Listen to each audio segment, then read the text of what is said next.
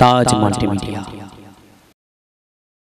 তাজ multimedia বন্ধুরা, আমাদের ভিডিওটি ভালো লাগলে দয়া করে লাইক বাটনে ক্লিক করুন, কমেন্টস করুন এবং আমাদের চ্যানেলটি সাবস্ক্রাইব করতে ভুলবেন না। बोलो बोलो अल्लाह, हाँ मुझे कुछ मिले या ना मिले तो मदीना मिले, यानी मूसा जिसको अल्लाह मिले। अल्लाहुम्मा सल्ले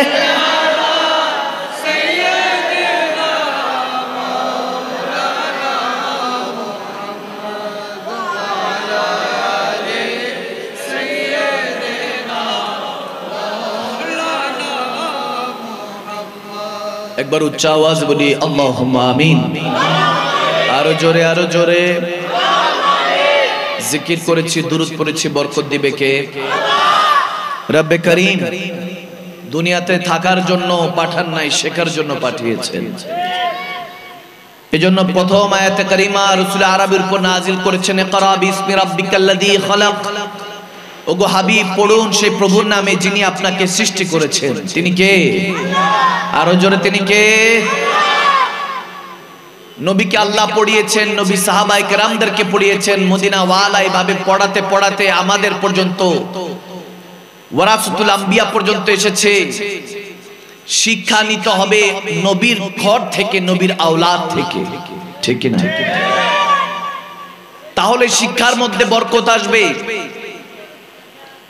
আপনি যদি নবীজির আওলাদকে না চিনেন, নবীজিকে না চিনেন, তাহলে কোন শিক্ষা আপনার কাজে আসবে না। কারণ সমস্ত শিক্ষার মধ্যে এখন ভেজাল আছে। এখনকার অবস্থা দূর অবস্থায় পরিণত হয়েছে, কারণ মানুষ খসরের মধ্যে অবনীত হচ্ছে। যায় দিন ভালো, আসে দিন খারাপ। আপনি কি মনে করছেন এই যে এত লাইট সজ্জা, এত আলোক সজ্জা, এত ক্যামেরা, এত টেকনোলজি, এত মাইক, সেলফোনের মাধ্যমে এক জায়গা থেকে আরেক জায়গায় ফ্রিকোয়েন্সির মাধ্যমে কোটি কোটি কিলোমিটার কথা বলতে পারেন, উন্নতির জোয়ারে ভাসছেন। ৬-৭ ঘন্টার ব্যবধানে দেশ থেকে দেশান্তর পাড়ি দিচ্ছেন, খুব উন্নতি করে ফেলেছেন। পৃথিবী পাড়ি দিচ্ছেন, মঙ্গল গ্রহে যাচ্ছে, চাঁদে যাচ্ছে, কত জায়গায় যাচ্ছে, উন্নতি শিখরে ভাসছে। না, আমার আল্লাহ তাবারক ওয়া তাআলা 1450 বছর আগে ডিক্লার দিয়ে দিয়েছেন, ওয়াল আসরি ইন্নাল ইনসানা লাফি খুসর। বান্দা আমি সময়ের কসম খেয়ে বলছি তোমরা অবনতিতে আছো। সেই সময়ের কসম খেয়েছি আসরের সময়, আসরটা না দিন না রাত, যে সময় আমি শুক্রবারে আসরের সময় কিয়ামত সংগঠিত করে দিব। যে আসরের নামাজ আমি 4 রাকাত নামাজ রেখেছি, কিন্তু 4 রাকাত ফরজ রাখা সত্ত্বেও আমি 4 রাকাত সুন্নত, 2 রাকাত সুন্নত রাখি নাই। কারণ নবীর মহব্বতে আমি কোনো সুন্নত রাখি নাই। ফরজ পড়বে, আমি সুন্নতের উপরে কখনো তলোয়ার চালাতে পারবো না। এজন্য কিয়ামত সংগঠিত সেই সময় করব যেই সময় আমি আল্লাহর ফরজ আছে, কিন্তু অন্য কিছু নাই, না দিন নাই, না রাত নাই, না সুবহ নাই, না রাত নাই, অন্ধকার নেই।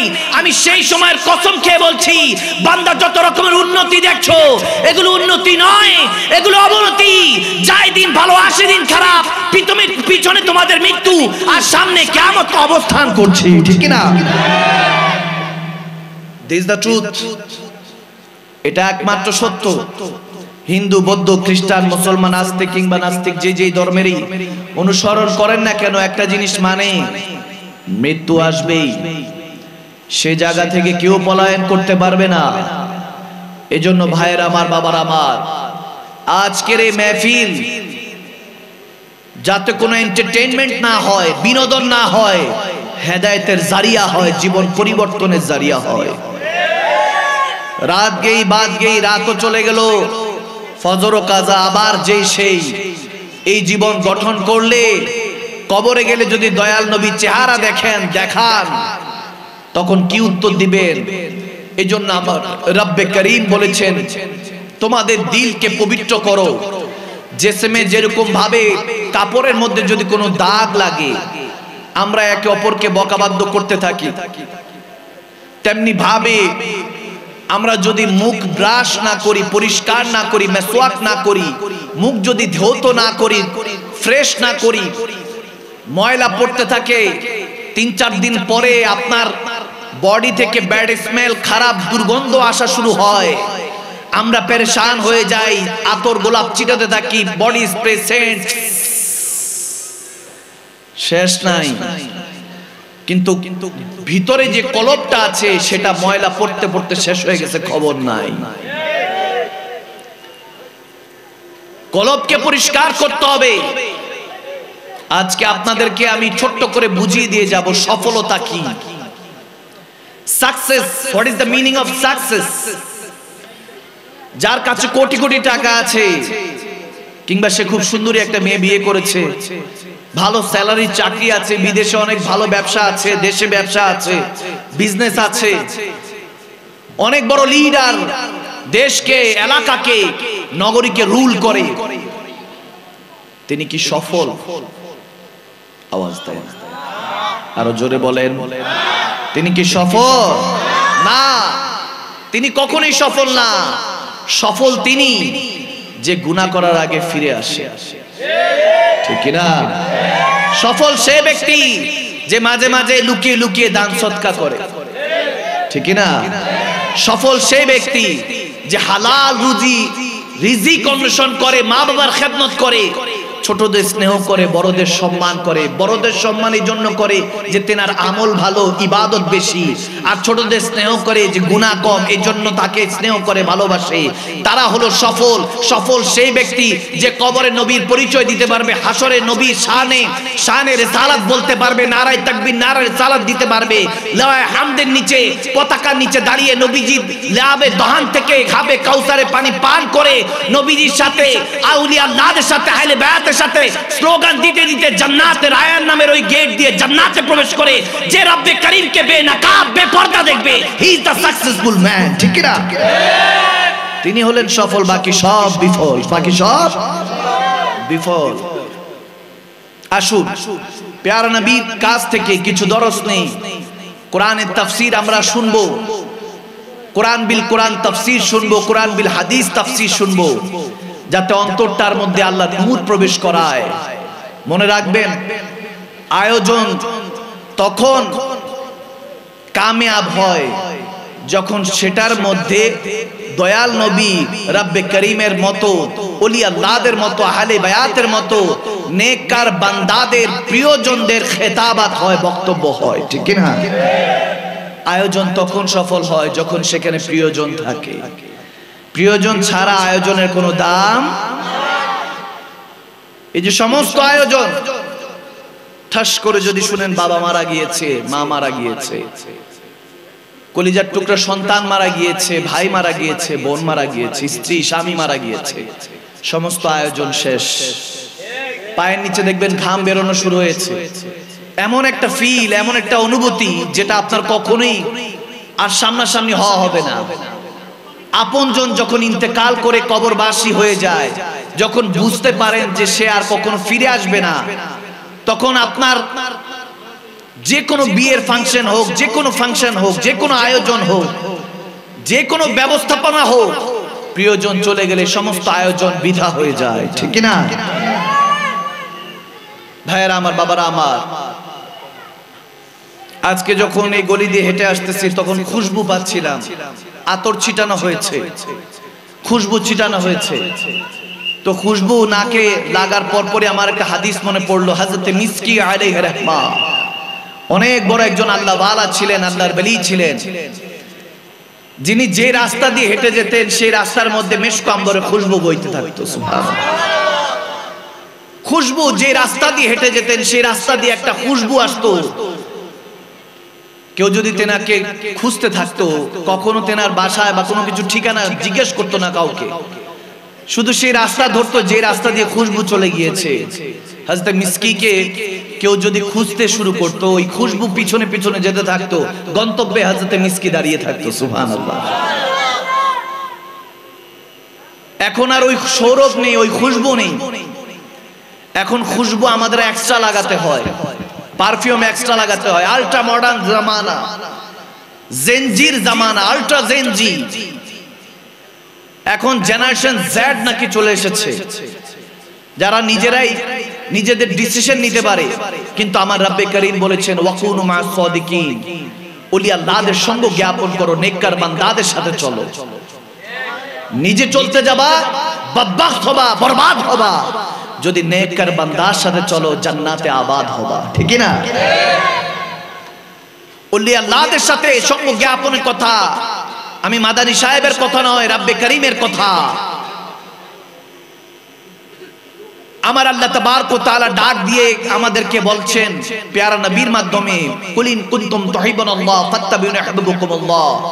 ওগো হাবিব বলে দিন, বান্দা যদি আমি আল্লাহকে ভালোবাসতে চাই, সুবহানাল্লাহ, আমি আল্লাহকে যদি ভালোবাসতে চাই, ফাত্তাবিউনি, আপনি নবীকে যাতে অনুসরণ করে, অনুকরণ করে, আপনি নবীকে যদি অনুসরণ করতে পারে, ভালোবাসতে পারে, জান জীবন দিয়ে আপনি নবীর আখলাক চরিত্রকে যদি নিজের ভিতরে নিতে পারে, তাহলে আমি তাদেরকে বলে দেন, তাদেরকে জানিয়ে দেন সুসংবাদ, আমি আল্লাহকে কি ভালোবাসবে, আমি আল্লাহ ইউহিব্বুকুমুল্লাহ, বান্দাকে ভালোবেসে বন্ধু বানিয়ে নিব। সুবহানাল্লাহ।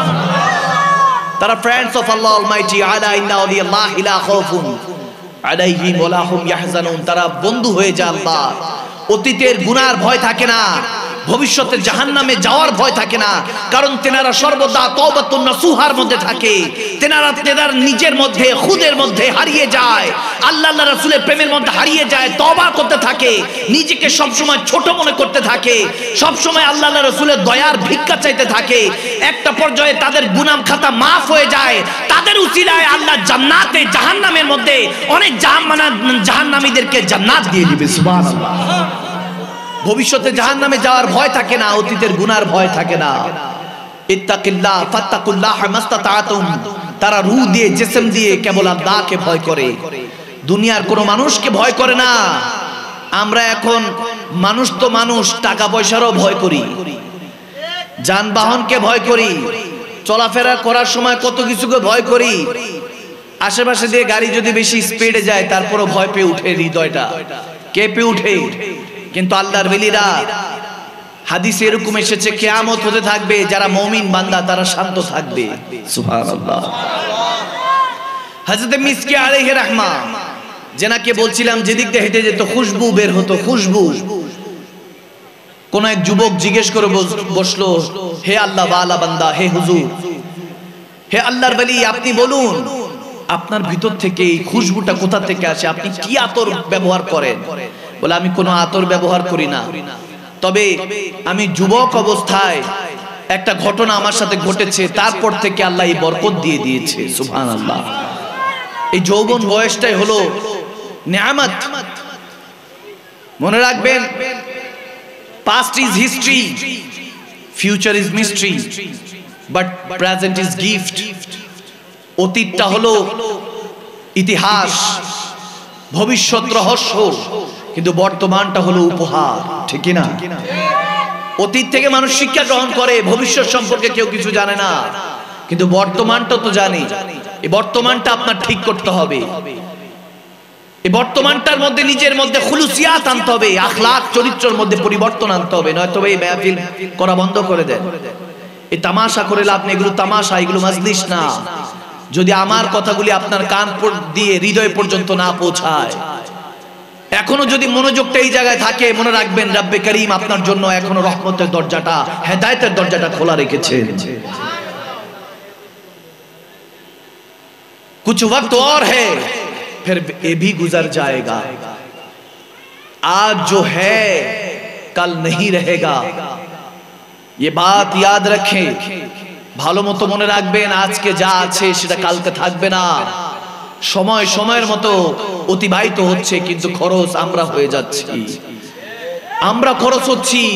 ছোটবেলায় যেমন ছিলেন এখন আর তেমন নেই, বরং মাঝে মাঝে একা একা চিন্তা করেন, কাশ যদি ছোটবেলায় চলে যেতে পারতাম, যদি জীবনটা এমন হতো, আল্লাহ পয়দাই করতো বৃদ্ধ অবস্থায়, বৃদ্ধ অবস্থায় ইবাদত করতাম, বেশি বেশি তওবা করতাম, এর মধ্যে তওবা বেশি করে, ইবাদত বেশি করে আস্তে আস্তে আস্তে আস্তে যৌবন পেতাম, বিয়ে শাদী হতো, আগে আগে বাচ্চা চলে আসতো, স্ত্রী চলে আসতো। উল্টো যদি জীবনটা হতো, হতে হতে বৃদ্ধ থেকে যৌবন, যৌবনের মধ্যে ইবাদত করতে করতে করতে করতে ছোট অবস্থায় খেলাধুলা করতে করতে মায়ের কোলে দুধ পান করতে করতে ঘুমিয়ে যেতাম, মৃত্যু চলে আসতো। সুবহানাল্লাহ বলবেন না? জীবনটা যদি উল্টো হতো তাহলে ভিন্ন এক স্বাদ হতো। হ্যাঁ, আল্লাহর ওলিরা কোনো ভিন গ্রহ থেকে আসেন না, এই দুনিয়াতে পয়দা হয়েছেন নবী রাসূল 1,24,000 2,36,000 মতান্তরে। কত নবী রাসূল এসেছেন, ওলি আল্লাহরা এসেছেন, গৌস কুতুব এসেছেন, ওনারা কোনো উড়ে এসে জুড়ে বসেন না, এই দুনিয়ারই মানুষ ছিলেন। তেনারা পারলে আপনাদের সমস্যা কি? কোন বিষয় আপনাকে আল্লাহ রাসূল থেকে দূরে সরাচ্ছে বান্দা? ওই যুবক যখন হযরতে মিসকিকে জিজ্ঞেস করলেন, রহস্য কি আপনার জিসম থেকে এত খুশবু আসে? বলে, যৌবন বয়সে আমি যখন একটা দোকানে চাকরি করতাম, ওই জায়গার মধ্যে এক সেট, এক বড়লোক পরিবারের এক সুনামধন্য সর্দারের স্ত্রী আসলো, বেগম সাহেব আসলো, কেনাকাটা করলো। আমি যুবক ছিলাম, দেখতে সুন্দর ছিলাম, সুদর্শন ছিলাম, হ্যান্ডসাম ছিলাম, আমার দিকে তার কুখেয়াল গেল। সে একটা পর্যায়ে বাহানা করে বলল, আমার অনেক মাল সামান হয়ে গিয়েছে, ঘরে কে পৌঁছে দিয়ে আসবে? আমার মালিক আমাকে ইশারা দিয়ে বলল, যাও পৌঁছে দিয়ে আসো সেটের ঘরে, সর্দারের ঘরে পৌঁছে দিয়ে আসো। আমি যখন নিয়ে গেলাম, ওই মহিলা ভিতরে ভিতরে কুখেয়াল হচ্ছে আমাকে নিয়ে। ওই যুবক অবস্থায় আমি যখন ঘরে প্রবেশ করলাম, নারীটা দরজা বন্ধ করে দিল, মহিলা খাতুনটা দরজা বন্ধ করে দিল, বন্ধ করে এখন খারাপ কাজের জন্য আমাকে আহ্বান জানাচ্ছে। যখন খারাপ কাজের জন্য আহ্বান জানাচ্ছিল, আমি নিজেকে বাঁচাবার জন্য আল্লাহর কাছে তওবা করছি। এখন তো আমরা রেডিমেড খারাপ কাজের মধ্যে ডুবে থাকি। আওয়াজ দেয় না, আরো জোরে বলতে হবে, ঠিক কিনা বলেন? এখন আর খারাপ কাজ গিয়ে দেখতে হবে না, টিভি সিনেমা হল এগুলো তো বাদ, এখন পকেটের মধ্যেই থাকে, ঠিক কিনা? ঠিক কিনা? ইহুদি নাসারারা আমাদেরকে ওলি আল্লাহ তো দূরের কথা, মুমিন যাতে না হতে পারে সেই সিস্টেম করে দিয়েছে। আপনি জানেন না, আপনি এগুলো বুঝবেন না, আপনার কান বন্ধ হয়ে আছে, চোখ বন্ধ হয়ে আছে। আমরা এখন জুবান থাকতেও বোবা হয়ে গিয়েছি। ওই আল্লাহর ওলি নিজেকে বাঁচানোর জন্য আল্লাহর কাছে তো ফরিয়াদ করছেন, আল্লাহ হেফাজত করো, আল্লাহ হেফাজত করো। একটা পর্যায়ে সে বলতেছে, আমার একটু হাজত হয়েছে, আমি একটু ওয়াশরুমে যাব, বাথরুমে যাব। মহিলা বলল, যাও। সে বাথরুমে গেল, এদিক থেকে এদিক ছুটছে, কি করবে কি করবে। হঠাৎ তার মাথার মধ্যে আসলো একটা ভালো বুদ্ধি। সে করলো কি, পায়খানা করলো, প্রস্রাব পায়খানা করে নিজের প্রস্রাব পায়খানা নিজের শরীরের মধ্যে মেখে ফেললো। মেখে যখন রুমের মধ্যে প্রবেশ করলো, ওই নারী দুর্গন্ধে বলতেছে, এই পাগল, কি করেছো তুমি? গায়ের মধ্যে গুলো কি মেখেছো? প্রস্রাব পায়খানা, বের হও আমার ঘর থেকে। বের করে দিল। সে দৌড়ায় ঘরে আসলো, গোসল নিল, ফরজ গোসল নিল, 2 রাকাত শুকরানা নামাজ পড়লো। সে আল্লাহ ওয়ালা বলতেছে, হে যুবক, শুনে রাখো, জীবনটা যদি তওবাতুন নাসুহা করতে পারো, নিজেকে যদি পরিবর্তন করতে পারো, আল্লাহর খৌফ, ইত্তাকিল্লাহ মাস্তাতাতুম, রু দিয়ে, জিসম দিয়ে ইত্তাকিল্লাহ, আল্লাহকে ভয় করতে পারো, ফাত্তাকুল্লাহ মাস্তাতাতুম, মাস্তাতাতুম, রু দিয়ে জিসম দিয়ে যদি আল্লাহকে ভয় করো, আল্লাহ তোমাকে যে কোনো মুহূর্তে, যে কোনো বিপদে তোমাকে সহযোগিতা করবে। যখন এটা বললো, বলতেছে, আমি ওই রাতে যখন ঘুমাতে গেলাম, দুনিয়ার চোখ বন্ধ হলো, কিন্তু কিসমতের চোখটা রব্বে করিম খুলে দিল। আমার সাথে হযরত ইউসুফ আলাইহিস সালামের সাথে দেখা হয়ে গেল। হযরত ইউসুফ আলাইহিস সালাম আমাকে দেখে বলতেছে, আমি যখন জুলেখা আমার উপরে আক্রমণ করেছে, ওই জামানায় আমি আল্লাহর কাছে ফরিয়াদ করেছি, আল্লাহ তুমি আমার ইজ্জতকে হেফাজত করো, আমার এই ইজ্জত আবরুরকে হেফাজত করো। আল্লাহ যেমনি ভাবে সেই সময় আমাকে হেফাজত করেছে, তুমি, আমি ইউসুফের সুন্নতে নবী মুহাম্মদুর রাসূলুল্লাহর এই জামানায় ইউসুফি স্বর্ণ পদক পেয়েছো, ইউসুফি লকব পেয়েছো, নিজেকে হেফাজত করে। বলতে দেরি নাই, ইউসুফ আলাইহিস সালাম বলে, আমাকে তো দেখেছিস, এখন রাহমাতুল লিল আলামিনকেও দেখ। তিনি বলতেছে, আমি আমার নবীকে দেখলাম। ইউসুফ আলাইহিস সালাম আমাকে কোলাকুলি করলেন, নবী, দয়াল নবীর সাথে আমার মুআলাকা হলো, মুসাফা হলো, দয়াল নবীর কদমে ধরে আমি দোয়া নিলাম। এরপর থেকে আমি যা এতদিন পর্যন্ত কোনো কিছু মাগতে হয় না, আমার জিসম থেকে আপনি আপনি খুশবু আসতে থাকে। সুবহানাল্লাহ, जिस्म থেকে এমনি এমনি খুশবু আসা শুরু হয়ে যায়। एक खुशबू आती थी और मैं भटकता जाता था, रेशमी हवा थी और मैं तकता जाता था, जब तेरी गली आया सच तभी नजर आया, मुझ में ही वो खुशबू थी जो तुमने दिलवाया सुभान अल्लाह এজন্য নিজের মধ্যে ওই নূর প্রবেশ করার চেষ্টা করতে হবে আল্লাহ তাবারক ওয়া তাআলা আমাদেরকে ওই হেদায়েতের পথে চলার মতো তৌফিক দান করুন আমিন বলেন আমিন বলেন আপনাদের মনে কষ্ট হচ্ছে কার কার কষ্ট হইতেছে হাত তুলেন তুলছে তুলে নাই কি ভালো লাগছে তো আমি কিন্তু এখনো শুরু করি নাই যদিও প্রায় 40 মিনিট 40 মিনিট হয়ে গেছে কিন্তু আমি এখনো ওয়াজ শুরু করি কে চলবে আওয়াজ আসে না চলবে পিছে वाले চলবে দেখি দুই হাত তুলে আল্লাহকে দেখে ইনশাআল্লাহ আমরা আজকে থেকে হেদায়েতের পথে চলবো তো ইনশাআল্লাহ আল্লাহ যারা হাত তুলেছে ওয়াজের মধ্যে বরকত দান করো আমিন বলে আমরা তো সেই মুসলমান যে মুসলমান কখনো নারী লোভী দুনিয়া লোভী হতে পারে না আমি শুধু এই কথা এর জন্য বলতে চাই আমরা আগে মজলুম ছিলাম জালেমকে নাকি হটিয়েছি এরপর যখন আবার আমরা ওই সিটে বসেছি আমরা নিজেরা জালেম হয়ে যাচ্ছি এটা স্বাধীনতা নয় স্বাধীনতা করা সহজ ধরে রাখা অনেক কঠিন ঠিক না দেশের মধ্যে মা বাপ ছাড়া দেশের মধ্যে আছি এখন কি ছাড়া মা বাপ ছাড়া দেশের মধ্যে আছি মন্ত্রী নাই আমলা নাই কামলা নাই মিনিস্টার নাই একটা কমিশনার নাই আপনার আমার চিন্তা চেতনার বাইরে দেশ চলছে যে অবস্থায় চলছে ভাইয়ের আমার বাবারা আমার আমরা যতই ভালো করার চেষ্টা করছি না কেন এগুলো বেশিরভাগই ইহুদি নাসারাদের ষড়যন্ত্র চলছে আপনি আমি জানি না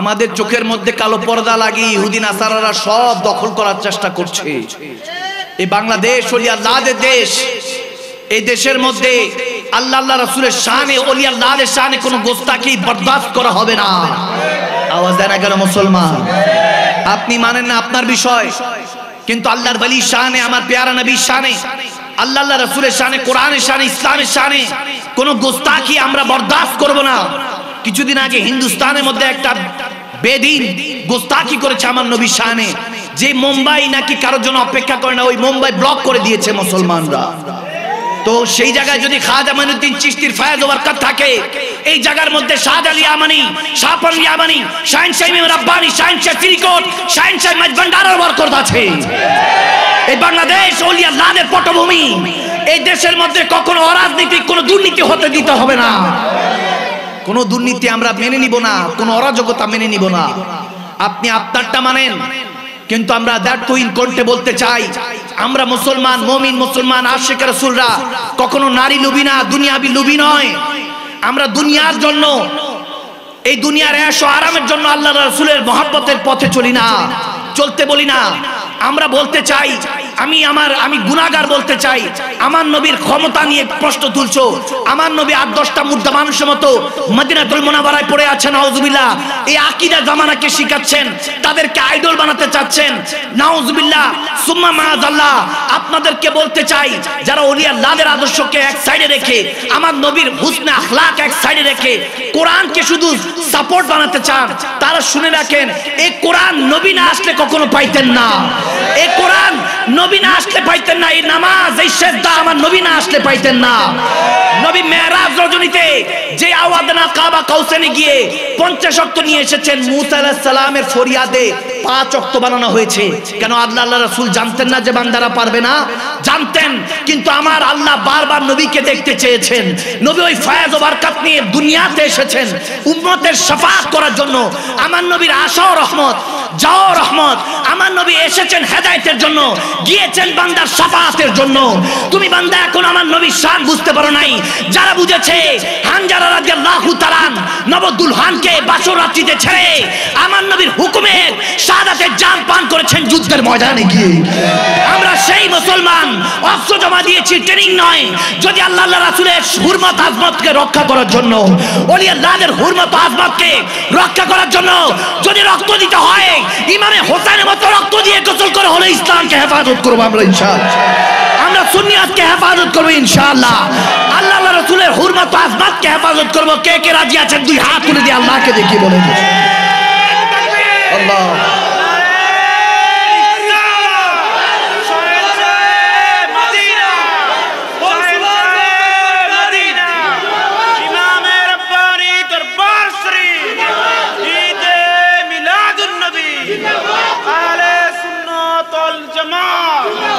হচ্ছে। সে নবীর জন্য আল্লাহর জন্য জান দিতে রাজি আছে মুসলমান। জিজ্ঞেস করতে পারেন হুজুর এত দল কেন? হকের পথ একটা, বাতিল তো অনেক হবেই। এটার প্রধান প্রমাণ হলো আমার ইমামে হুসাইন, ঠিক না? আওলাদ রাসূলরা সার দিতে পারেন কিন্তু ঈমান দিবেন না। শাস্ত হুসাইন বাদশাস্ত হুসাইন, दी अस्त हुसैन दी पनास्त हुसैन, सरदाद अनदा दर दस्त यजीद, हक्का के बिना ला इलाहा अस्त हुसैन, ठीक ना? এজন্য ঈমান তাজা রাখতে হবে মুসলমান। আমাদের ঈমানের মধ্যে এখন আগুন লেগে দিছে। নতুন নতুন জামানা, প্রত্যেক জামানায় ওলি আল্লাহ থাকে। আপনি কি মনে করছেন এই জামানা আল্লাহর ওলিরা নাই? আপনি ল লাগান নাই, আল্লাহর ওলিরা এই সরজমিনে আছেন। এখনো 2 রাকাত 4 রাকাত নামাজের মধ্যে আত্তাহিয়াতু লিল্লাহি ওয়াস সালাওয়াতু ওয়াত তাইয়্যিবাত আসসালামু আলাইকা আইয়ুহান নবী, এখনো ওই আল্লাহর ওলিরা মুমিনরা আছেন যারা 2 রাকাত 4 রাকাত নামাজে বসে যখন আমার আল্লাহর কাছে আত্তাহিয়াতু লিল্লাহি ওয়াস সালাওয়াতু ওয়াত তাইয়্যিবাত, ভালো মন্দ যা কিছু করেছেন, বিশেষ করে ভালো ওজিফা জিকির আজকার নামাজে যা কিছু করেছেন, আল্লাহকে আত্তাহিয়াতু দিয়ে বলে আল্লাহ আমি আমার নবীকে সালাম দিতে চাই। তারা এখনো 2 রাকাত নামাজের মধ্যে আসসালামু আলাইকা আইয়ুহান নবী, নবীকে যখন সালাম দেয় ওই উম্মতটা এখনো দয়াল নবী যে ওয়ালাইকুম সালাম ইয়া উম্মতি বলেছে, তারা নামাজের মধ্যে বসে বসে শুনতে পায়। সুবহানাল্লাহ বলেন না? সে আল্লাহ ওয়ালারা আছেন এই দুনিয়াতে, আপনাকে চিনতে হবে, তিনাদের কাছে যেতে হবে। ওয়াকুনু মা'আস সাদিকিন ইন্নাল্লাযীনা ইউবাইউনাকা ইন্নামা ইউবাইউনাল্লাহ। ওলি আল্লাহদের কাছে গিয়ে আমার নবীর বায়াতে রাসূল বায়াত নিতে হবে। তখন আপনার সিনার মধ্যে ঈমান প্রবেশ করবে, জুবান দিয়ে যা বলবেন আল্লাহ কবুল করবে, ঠিক না? এখন জুবান দিয়ে কত কিছু বলেন, কবুলই তো হয় না। হালাল রিজিক ছেড়ে দিয়েছেন, সব কিছুর মধ্যে এখন শুধু ভেজাল আর ভেজাল। এখন যে অবস্থা চলছে বান্দা, আপনারা যদি এই অবস্থায় চলতে থাকেন মনে রাখবেন খুব বেশি দেরি নাই। দাজ্জালের ফিতনা তো অলরেডি মাথার মধ্যে ঢুকায় ফেলছে। বড় দাজ্জাল আসলে মাহদী আলাইহিস সালামকে চিনবেনই না। মাহদী আলাইহিস সালামকে যদি চিনতে হয় তাহলে শেখ তরিকত ওলি আল্লাহদের কদমে গিয়ে বায়াত হয়ে আল্লাহ রাসূলের দ্বীন পথে চলতে হবে, ঠিক না? এই মাহফিলগুলো সেগুলোরই আগাজ। রব্বে করিম আমাদেরকে দুনিয়াতে শিখতে পাঠিয়েছেন, থাকতে নয়। এই কথা বুঝার চেষ্টা করুন, নয়তোবা এই দুনিয়া স্বার্থপরের দুনিয়া। যতক্ষণ পর্যন্ত আপনার পকেটে টাকা পয়সা আছে ততক্ষণ দেখবেন দাম আছে, টাকা পয়সা শেষ দামও শেষ। এই দুনিয়াটা হলো এরকম, টাকা পয়সা থাকবে, পরিবারও আপনাকে সম্মান করবে, এলাকার মানুষ দামি দামি আসনে এনে বসাবে। কিন্তু মনে রাখবেন আমার নবী যখন জামানা ছিল, আমার নবীর যখন জামানা ছিল, ওই জামানার কোন বাদশার নাম বলতে পারবেন? আমার নবীর জামানার কোন বাদশার নাম মনে আছে? আওয়াজ দেন। আছে? নাই। কোন বাদশা কেসর ও কিসার নাম শুনেছেন কখনো? শুনেন নাই? আচ্ছা, একটু মুরব্বী লেভেলের যদি কেউ বলেন যে হুজুর বাদশার নাম আমার নবীর জামানায় কোন বাদশার নাম কেউ কি জানেন? একটু সত্যি করে বলেন, জানেন কেউ? কেউ জানে না? তলাবে ইলম অনেকে থাকতে পারে, কেউ কি জানে? আওয়াজ দেন। জানে না? কিন্তু একটা ছোট্ট বাচ্চাকেও যদি বলি আমার নবীর জামানার একজন মুয়াজ্জিনের নাম বলেন, আওয়াজ দেন। হযরতে ছোট্ট বাচ্চাও জানবে। দুনিয়াতে এটাই বুঝাতে চাই, যারা এসেছে সবাই নাম কামাতে পারে নাই, যারা গোলামি করেছে তারা নাম কামিয়ে গিয়েছে, ঠিক কি না?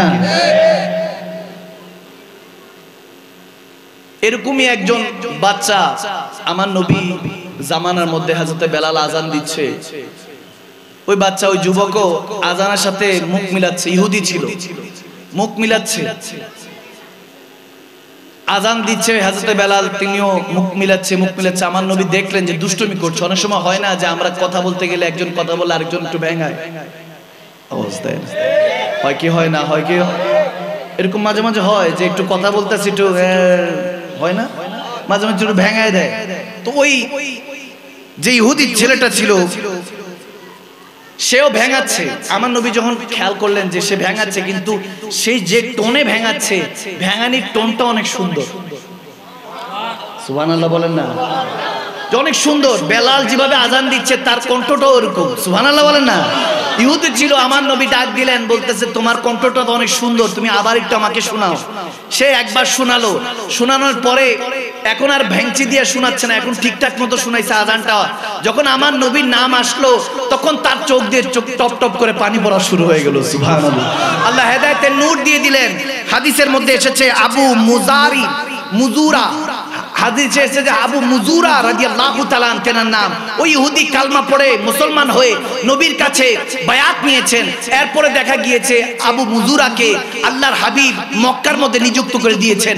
মক্কার মুয়াজ্জিন নাম আবু মুজুরা, মদিনার মুয়াজ্জিন নাম বেলাল। সুবহানাল্লাহ। তাহলে সুরের দাম আছে কি নাই? আওয়াজ দেন, আছে কি নাই? সুরের দাম আছে। দেখেন, আমি আস্তে আস্তে এক জায়গায় আজান শুনছিলাম। আজানটা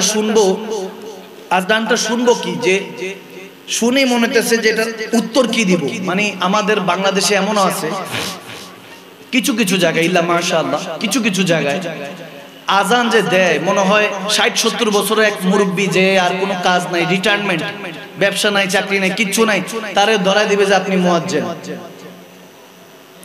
এরকম আছে না? আছে না? গ্রামগঞ্জের দিকে বেশি দেখা যায়। কোন রকম এসে আজান দেয়, কি বেচারা আজান দিছে, কি দিয়েছে আল্লাহ মালুম।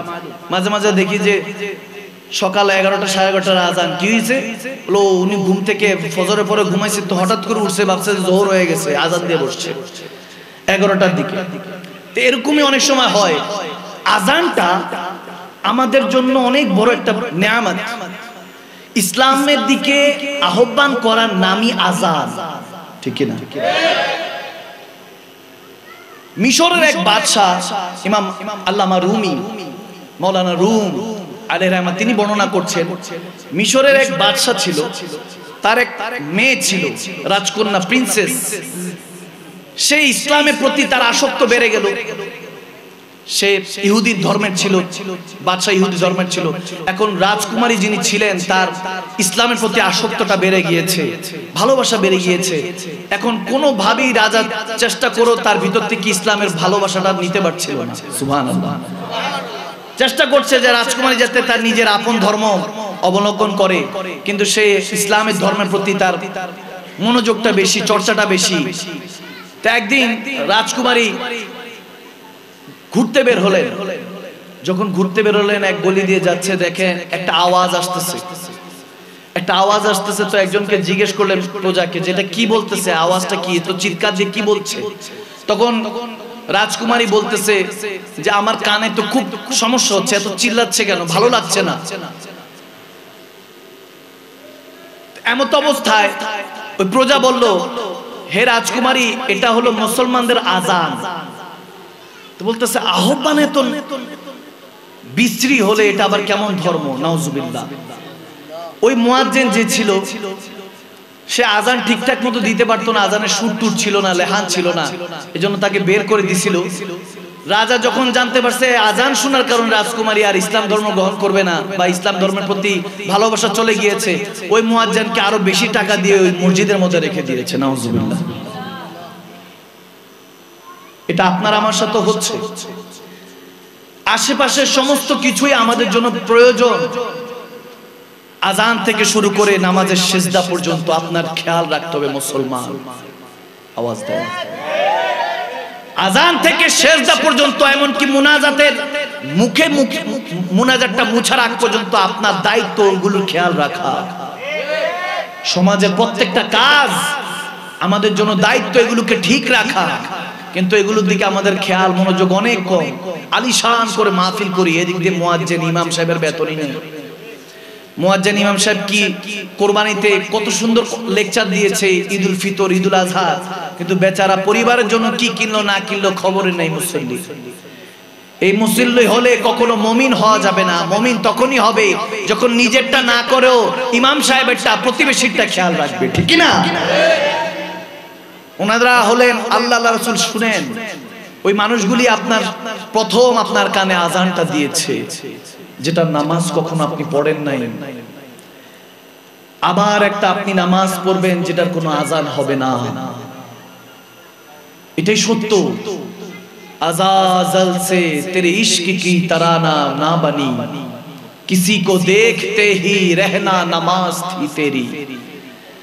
এখনো সেই কলবটা, অন্তরটা আমরা বানাতে পারিনি। আফসোস, যারা বানিয়েছেন তাদের এখনো রূহ কেঁপে উঠে, দিল কেঁপে উঠে, ভয় পায় প্রত্যেকটা স্টেপে। আপনি একটা মানুষকে ভুল ধরিয়ে দিবেন, আঙ্গুল তার দিকে তুললে চারটা আঙ্গুল নিজের দিকে आवाज देना, ठीक है ना? मैं बरसों से ये भूल करता रहा, धूल मेरे चेहरे पे थी, मैं आईना साफ करता रहा।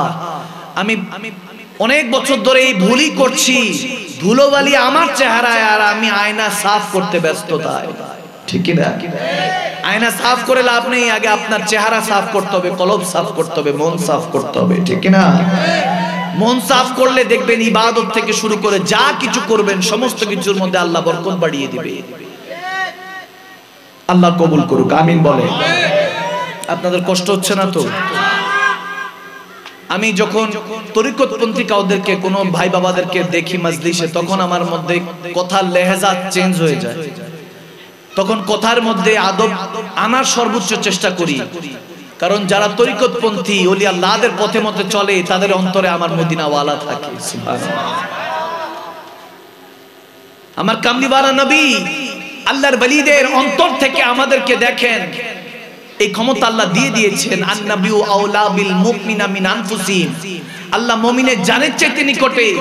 অনেকে বলে আমরা মিলাদ কিয়াম করি, তারপর কি নবী কি আসছেন এজন্য করি, এজন্য দাঁড়িয়েছি। না, নবী আসবেন কি, মুমিন হলে তো নবী অন্তরেই থাকে, ঠিক কি না? এই কথাগুলি বুঝতে হবে। ঝগড়াঝাটি করে কোনো লাভ নাই। আপনার ব্যবসা বাণিজ্যের মধ্যে, চাকরি বাকরির মধ্যে বরকত আসবে তখন যখন কথা বলবেন, সত্য বলবেন। আওয়াজ দেয় না? যখন কাজ করবেন, যে কোনো কাজ, যে কোনো ব্যবসা, যে কোনো চাকরি, যেটার মাধ্যমে আপনি আর্নিং করছেন, আর্ন করছেন, উপার্জন করছেন, ওই কাজটার মধ্যে হালাল রিজিক থাকতে হবে, ঠিক না? আমার নবী হাদিসে মুবারকার মধ্যে আমাদেরকে এই বিষয়ে খুব স্পষ্টভাবে জানিয়ে দিয়েছেন। হাদিসটা না বললেই নয়। আমার নবী বলছেন, হে সাহাবারা, বাইকি শরীফের হাদিস, হে সাহাবারা, জানো জান্নাতে একটা ঘর আছে যার ভিতর থেকে বাইরে থেকে দুই দিকেই দেখা যায়। সুবহানাল্লাহ। ভিতর থেকে বাইরে থেকে দুই দিক থেকেই দেখা যায়। যখন এই কথা বললেন, সাহাবায়ে রাসূলরা বলছিলেন, ইয়া রাসূলুল্লাহ, ওই ঘরটার মালিক কে হবে? দয়াল নবী বলছেন, প্রথম বলেছেন, প্রথম যে ভালো কথা বলে, যে কি বলে, ভালো কথা বলে। দ্বিতীয়টা যে মেহমানদারি করে, সুবহানাল্লাহ, যে মেহমানদারি করে। তৃতীয়ত যে নফল রোজা রাখে। চতুর্থত সবাই যখন ঘুমিয়ে পড়ে সে যখন জেগে রব্বে কারীমের সাথে মনটা লাগায়, সুবহানাল্লাহ। চারটা কাজ যে করবে তার দুনিয়াও সফল, আখিরাতও সফল, ঠিক না? জান্নাতে ওই কাচের মতো সেই ঘরটা তার জন্য অপেক্ষা করছে। বেশি কিছু শুনে আপনি সমস্ত কিছু আমল করতে পারবেন এমন তৌফিক হবে না। ছোট ছোট কাজগুলি আপনার জন্য অনেক বড় নিয়ামত। ছোট ছোট কাজগুলি করেন প্রত্যেকদিন। দৈনন্দিন জীবনে কি কি আছে খাতা কলম নেন, যেটা খারাপ সেটাকে কাটেন, লিখতে থাকেন, লিখতে থাকেন, কি করেন, খারাপটা কাটেন, ভালোটা টিক দেন, ভালোটাকে আগলে রাখেন, ভালোটার মধ্যে আরো পরিবর্তন আনেন। You have to change yourself. নিজেকে নিজে পরিবর্তন করতে হবে, অন্য কেউ এসে পরিবর্তন করে দিয়ে যাবে না। আপনাকে নিজেকে যদি পরিবর্তন করতে হয় আল্লাহ রাসূলের পথে মতে চলতে হবে। এজন্য ভাইয়েরা আমার, বাবারা আমার, আমি আপনাদেরকে শেষ আগাজ দিচ্ছি। সময় কম, উলামায়ে কেরাম অনেক বেশি, ওনারাও আসবেন কিছুক্ষণের মধ্যে। আমন্ত্রিত উলামায়ে কেরামরা চলে আসবেন, খেতাবাত হবে। মনে রাখবেন এই বক্তব্যগুলি থেকে আপনাকে শিখতে হবে। আজকের এই মেহফিল এটা আবার ঘুরে ফিরে আবার বছর খানিক পর এলাকার মধ্যে দুই একটা মেহফিল হয়, আমার প্রত্যেকদিন মাদ্রাসা যাওয়ার সুযোগ হয় না। এই মেহফিল গুলো হলো আমাদের মাদ্রাসা শিক্ষা দেওয়ার স্থান, ঠিক না? ওলামায়ে কেরামরা যা পড়াবেন এগুলো থেকে নেওয়ার চেষ্টা করবেন, টুটা ফুটা ভাবে নিজের মধ্যে নেওয়ার চেষ্টা করবেন, আমল করার চেষ্টা করবেন, জীবনের মধ্যে এগুলো আনার চেষ্টা করবেন। পরিবর্তন হবে, জীবন পরিবর্তন হবে না কেন? আমার শায়খ তরিকাত আমার আব্বা হুজুর কেবলা সৈয়দ জাহান শাহ মাদানী আলাইহি রহমান, তেনার জামানা এরকম হয়েছে, এক ব্যক্তি জুমার সময় বসতেন, তো প্রত্যেকদিন জুমার প্রথম কাতারে গিয়ে বসে বসে শুনতেন বিভিন্ন মাসলা মাসাইল ও কথাবার্তা, আমলের কথাবার্তা, ইমানের কথাবার্তা শুনতেন। তো কিছুদিন পরে দেখা গেল তাকে আর সামনে পাওয়া যায় না, একদম পিছনে বসে। যখন জুমার সময় খুতবা পড়া হতো, ওয়াজ নসিহত হতো, সে আর এখন শুনে না, চুপচাপ জিকির আজকার করে একদম পিছনে বসে। তো একজন জিজ্ঞেস করলো একদিন আমার শায়খ তরিকাত হযরত সৈয়দ জাহান শাহ মাদানী আলাইহি রহমান, আমার শায়খ তরিকাত, তিনি জিজ্ঞেস করে বসলেন, কি ব্যাপার বাবা, তোমাকে আগে সামনে দেখতাম, এখন পিছনে বসো কেন? বলে, হুজুর আপনি একটা মাসালা শিখিয়েছেন যে পবিত্র থাকার জন্য প্রস্রাব পায়খানা ঢিলা কুলুপ এগুলো ইউজ করতে হয়, ব্যবহার করতে হয়। টিস্যু ব্যবহার তখন ওই জামানায় তো একটু কম ছিল, বলে ঢিলা কুলুপ ব্যবহার করতে হয়। অন্যথায় যদি কোনো ঢালু স্থানে প্রস্রাব করছেন কিন্তু ছিটাফোঁটা যদি গায়ের মধ্যে আসে, আপনি অপবিত্র হয়ে যাবেন, ওই জামাগুলি অপবিত্র হয়ে যায়, কাপড়টা অপবিত্র হয়ে যায়। এজন্য চেষ্টা করবেন কিছু বালু সঙ্গে নেওয়ার জন্য। তিনি একটা হাদিস বলেছিলেন, আমার শায়খ তরিকা, তিনি একটা হাদিস বলেছিলেন যে সাহাবায়ে রাসূলরা নিজেদের সাথে বালু ক্যারি করতেন, বালু নিয়ে যেতেন। কোন জায়গায় প্রস্রাব করবেন তো বালুটা দিয়ে দিতেন, যাতে বালুর কারণে ওই প্রস্রাবটা টেনে নেয় আর ছিটা ফুটাটা না পড়ে। তো ওই সাদা সিধা মানুষ আশেক ছিলেন, বান্দা ছিলেন, বলে হুজুর যখন থেকে শুনছি এখন বালুর বস্তা কাঁধে নিয়ে সব জায়গায় ঘোরাফেরা করি, কোন জায়গায় হাজত হয় প্রস্রাব ধরে, আমি যখনই করতে যাব যদি আমার কাপড় অপরিষ্কার হয়ে যায়, এখন বালুর একটা বস্তা এটা নিয়ে আলগায় হুজুর সারা দুনিয়া ঘুরতে হয়, আমার তো অনেক কষ্ট হয়, একটাই রক্ষা করতে পারি না, আর বাকি ওয়াজ শুনে কি করব? সুবহানাল্লাহ। বলতেছে যে একটাই মাসালা আমি নিতে পারছি না, বাকি ওয়াজ এগুলো কিভাবে আমি কোন আমল করব হুজুর, এত আমল কিভাবে করব? যখন একটা আমল ঠিকঠাক মতো করছি, যাতে এই আমলের কারণে আল্লাহ আমাকে জান্নাত নসিব করে। সুবহানাল্লাহ। এটা ছিল তেনাদের চলাফেরা। আগের দিনের মানুষরা ভালো কিছু করার চেষ্টা করতেন, যতটুকু পারা যায় ভালো কিছু করি। এখন আমরা আলট্রা মডার্ন, বেশি ভালো করতে গিয়ে পুরো খারাপ করে দিই, ঠিক না? এজন্য ওই জায়গা খেয়াল রাখতে হবে। শেষ একটা হাদিস আপনাদেরকে শোনাচ্ছি, আমার মনে হয় আপনাদের কষ্ট হচ্ছে, সবার ভালো লাগছে তো? আমি জানি আমার আস্তে আস্তে বলতেছিল অনেকে, হুজুর একটু কালাম একটু শুনেন, ওয়াজ নসিহত তো ভালো লাগে, মাঝে মাঝে একটু বেলালি সুরও ভালো লাগে। তো আমি জানি চট্টগ্রামের মানুষ এমনি তো একটু সুরের প্রতি আসক্ত বেশি, সুরটা একটু বেশি, কারণ পাশেই সাগর আছে, ভাটিয়ারি আছে, কত কিছু আছে, পাহাড় আছে। এমন একটা শহর যে শহরের মধ্যে পাহাড়ও আছে, সমুদ্র আছে। সুবহানাল্লাহ। আমি চট্টগ্রাম সিটিকে এই জন্য আসলে একটা রূপের নগর মনে হয় আমার কাছে। মনে হয় যে বাংলাদেশের মধ্যে একটা যদি কোনো নিয়ামতপূর্ণ ভূমি থেকে থাকে সেটা হলো চট্টগ্রাম নগরী, ঠিক কিনা? সিলেট এবং চট্টগ্রাম নগরী সৌন্দর্যে ভরা, কিন্তু চট্টগ্রাম একটু বেশি, এখানের মধ্যে আবার কক্সবাজারও আছে, সমুদ্র আছে। এজন্য মাঝে মাঝে সিরুফিলার জমিন ভ্রমণ করতে বের হয়ে যাবেন, ঘোরাফেরা করবেন, মনটা ভালো থাকবে, বড় হবে, উদার হবে। আপনি এক জায়গায় বসে থাকলে দেখবেন মন মাইন্ড সবসময় খিটখিটা থাকে, ছোট থাকবে। ঘোরাঘুরি করবেন, সফর করবেন, জিয়ারতে যাবেন, ওলি আল্লাহদের মাজার জিয়ারতে যাবেন, মনটা বড় বানিয়ে দিবে কে? আওয়াজ দেয় না কে? আল্লাহ ওলি আল্লাহদের মাজার জিয়ারত করতে বলেছেন, এবং বিশেষ করে সিরুফিলার জমিন ভ্রমণ করার কথা বলা হয়েছে। ভ্রমণ করবেন, জ্ঞানের মধ্যে বরকত আসবে। ভ্রমণ না করলে দেখবেন একজন একজনের দোষ ত্রুটি ধরার মধ্যে ব্যস্ত থাকবেন। আল্লাহ আমাদের ইলমের মধ্যে বরকত বাড়িয়ে দিক, আমিন বলেন। ছোট ছোট আমল, ওই যে যেটা বলছিলাম, আপনার জীবনটা পরিবর্তন করতে পারে। দামেস্কে এক কবর খোঁড়া হলো, কবর খুঁড়তে খুঁড়তে দেখে যে আরেক কবরস্থানের কবর খোঁড়া হয়ে গেছে, ওখানের মধ্যে একটা লাশের কাফনে কাপড় দেখা যাচ্ছে ওখানের মধ্যে গোলাপের পাপড়ি। সুবহানাল্লাহ। গোলাপের পাপড়ি দেখা যাচ্ছে। যখন এরকম হলো তারা দেখতেছে ওইখানের মধ্যে খুশবু আর খুশবু আসতেছে ওই কবর থেকে। এক কবর খুঁড়তে গিয়ে আরেক জান্নাতি মেহমান দেখা হয়ে গেল। কাপড়ের মধ্যে কাফনের কাপড়ে একটা দাগও লাগেনি। এই অবস্থা দেখে ওই আল্লাহওয়ালা যিনি ওই কবরটা করেছেন তিনি জানার চেষ্টা করছেন যে সে কি আমল করত, যার কারণে তার আখিরাতটা আবাদ করে দিয়েছে আল্লাহ।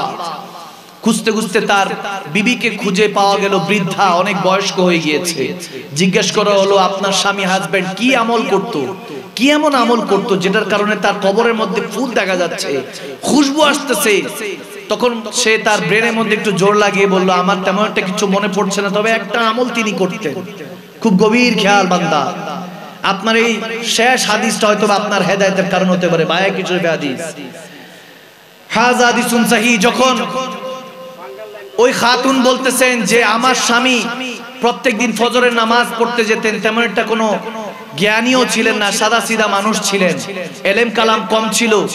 কিন্তু যখন সে কবরে যাওয়ার আগে সে যখন প্রত্যেকদিন ফজরের নামাজ পড়তে যেতেন, তিনি নামাজের পরে সবাই দেখতেন কোরআন তেলাওয়াত করছে। সুবহানাল্লাহ। আগে এই জামানাটা এই ধারাটা ছিল, ফজরের পরে সবাই কোরআন তেলাওয়াত করতেন, বসে মসজিদে কিছুক্ষণ কোরআন তেলাওয়াত করতেন, জীবনের মধ্যে বরকত আনতেন। তারপরে জীবন যুদ্ধে সংসার ধর্মের জন্য দুনিয়াদারির মধ্যে ব্যস্ত হতেন। কিন্তু আমরা এখন উল্টা, ফজরও নাই, যোহর আসর মাগরিব এশা সব ব্যস্ত, কাজের মধ্যে ব্যস্ত, কাজে ব্যস্ত। অথচ বলা দরকার ছিল, আমরা কাজে যেহেতু ব্যস্ত বলা দরকার ছিল এক কাজ আমার নামাজ আছে, ঠিক কি না? কিন্তু এখন উল্টো, এখন হলো নামাজকে বলি আমার কাজ আছে। নাউজুবিল্লাহ। তো ওই ব্যক্তি যখন দেখলো সবাই কোরআন তেলাওয়াত করছে, সে ঘরে গেল, কোরআন তেলাওয়াত করতে জানতো না। দেখেন ভাইয়েরা আমার, সবাই আমরা ঠিকঠাক মতো কোরআন তেলাওয়াত জানি না, কিন্তু আল্লাহ কত করিম, কত দয়াবান তিনি আপনাকে আমাকে দেওয়ার জন্য বসে আছেন। যখন কোরআন খোলা হলো, ওই ব্যক্তি ঘরে গিয়ে কোরআন খুলে তাক থেকে নামিয়ে কোরআন খুলে প্রত্যেক হরফের মধ্যে আঙ্গুল দিচ্ছে আর বলতেছে আল্লাহ জানি না এটার মধ্যে কি লেখা, কিন্তু যাই লেখা হক লেখা, সুবহানাল্লাহ, সত্য লেখা। দ্বিতীয় আয়াত পড়ছে, পড়তে পড়তে বলতেছে আল্লাহ জানি না এটার মধ্যে কি লেখা, কিন্তু মালিক যা কিছু লেখা তোমার কথা লেখা, পড়তে পারছি না, তারপরে মনে হচ্ছে হক লেখা। এই ছোট্ট ছোট্ট আমল তার নাজাতের জারিয়া হয়ে গেল। ভাইয়েরা আমার, বাবারা আমার, এমনও হাদিসে এসেছে যখন সে কবরে নামাবে তাকে নামাতে পারছে না, তার লাশ এত ভারী হয়ে গেল, সবাই ধরাধরি করে নামাতে পারছে না। বলতেছে এই পাতলা একটা মানুষ, এই মানুষটা এত ভারী কিভাবে হলো? ইমাম সাহেব বলতেছে যে তার তো জেসেমের থেকে খুশবু আসা শুরু হয়েছে। জিজ্ঞেস করেন তার স্ত্রীকে সে কি এমন আমল করত।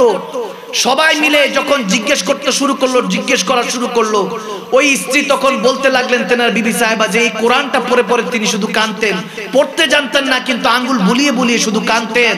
তখন ওই কোরআনকে ইমাম সাহেব বলেন যে ওই কোরআনকে নিয়ে আসো।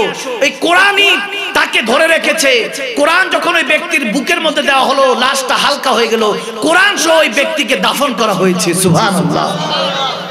যে কোরআন নিয়ে দুনিয়া থেকে ওপারে গিয়েছে তার হিসাবটা তো আল্লাহ নিয়ামত পূর্ণ বানিয়ে দিবে, এতে কোনো সন্দেহ নেই। তো আগাজ এটাই ছিল যে আপনার জীবনে ছোট ছোট আমলগুলি আপনার জন্য রহমতের কারণ হতে পারে। ভাইয়েরা আমার, বাবারা আমার, যদি আপনি এই রহমত হাসিল করতে চান তাহলে কোরআনের পথে, আল্লাহর পথে, রাসূলুল্লাহর পথে চলতে হবে, ঠিক কি না? আসুন সেই পেয়ারা নবীকে একটু জিকরুল্লাহর মধ্যে, দুরুদে পাকের মধ্যে একটু ডাকি। কেন এত ভালো লাগে আমার নূরে নবীর নাম, এত ভালো লাগে আমার নূরে নবীর নাম, আরো ভালো লাগে নবীর দুরূদ সালাম, আরো ভালো লাগে নবীর দুরূদ সালাম, ঠিক কি না?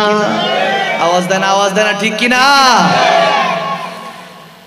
আমি জানি যে আমি 1-1.5 ঘন্টার মতো তাফসীর করতেছি, আপনাদের তেমন একটা ভালো লাগবে না, কিন্তু যখনই সুর টান দিব তখন ঠিকই ভালো মানায় আছি, আল্লাহ মালুম।